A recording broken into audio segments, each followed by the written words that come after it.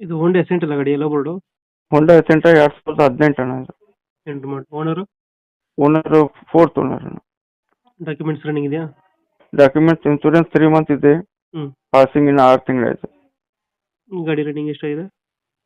Running 1:30. ಒಂದು 30 ಹೊಡೆಯುತ್ತೆ. ಹಾಂ ಅಣ್ಣ. ಟೈರ್ ಕಂಡೀಷನ್ ಏರ್ ಕಂಡೀಷನ್ 60% ಅದ. 60% ಇದೆಯಾ? ಹಾಂ ಅಣ್ಣ. ಎಷ್ಟು ಕೊಡುತ್ತೆ ಇದು ಮೈಲೇಜು? 20 ಕೊಡ್ತೈತೆ ಅಣ್ಣ. 20 ಕೊಡುತ್ತೆ. ಡೀಸೆಲ್ ಗಾಡಿ ಅಣ್ಣ. ಡೀಸೆಲ್ ವೆಹಿಕಲ್ ಇದು? ಹಾಂ ಅಣ್ಣ. ಲೋನ್ ಇದೆಯಾ ಗಾಡಿ ಮೇಲೆ? 1.5 ಲಕ್ಷ ಫ್ರೆಶ್ ಲೋನ್ ಇದೆ ಅಣ್ಣ. ಹ್ಮ್. ಪ್ರತಿ ತಿಂಗಳ 8,100 ಖರ್ಚು ಬರ್ತದೆ. ಅದು ಕ್ಲಿಯರ್ ಮಾಡ್ಕೊಡ್ತೀರಾ?